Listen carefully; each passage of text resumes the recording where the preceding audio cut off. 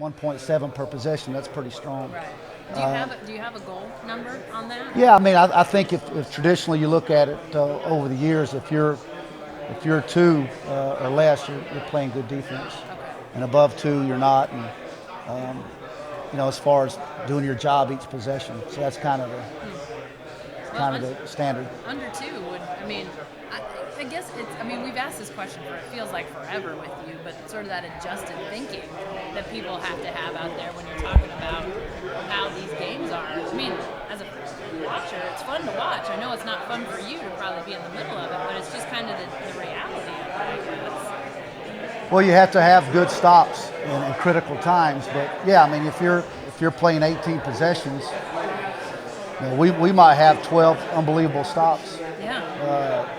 Which a lot of people are just playing 12 possessions a game, and then those ones that you don't, you have to analyze it. But yeah, as far as when you're saying how successful was your defense, and they've had to play these so many series, there has to be a measuring point for them. I think that's valid and fair and just.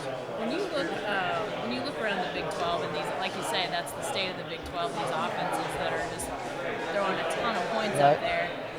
Have you seen an increasingly difficult job in drawing talent to play on the defense in the Big 12? It still seems like there's good defenders, but it's just such a hard job to think you're going to go out there and face 80 plays a game, 100 plays a game. Is that taking any toll on recruiting in your mind? It's kind of how you spin it.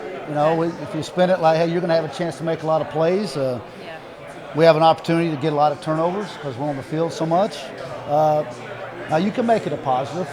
Got to play a lot of guys, so I think you have a better chance of playing early, getting a rotation, because more people are going to play than maybe a team that plays 60 snaps and 12 possessions. There's going to be more guys on the field, so there's some positive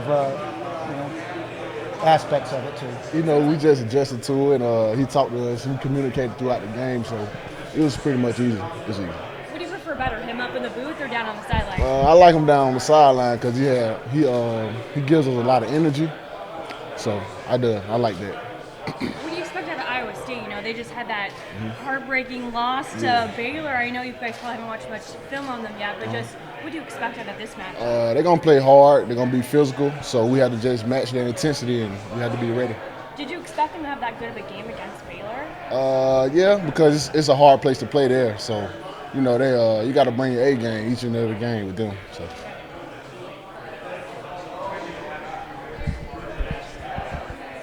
How are things different on the sideline without Coach Spencer down there on Saturday? More quiet? It's a little different.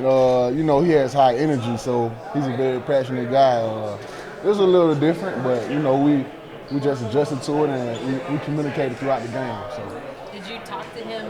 Did you actually hear his voice during the game, or was everything coming through the other coaches? Yeah, everything was coming through the other coaches, Coach Duffy and the other assistants. So it made it easier. That goes part of our pursuits of the ball and just rallying the ball. And if a guy does miss a tackle, there's already 3 guys there ready to make the tackle as well. So. What was the adjustment not having Glenn on the sidelines like? Any noticeable difference?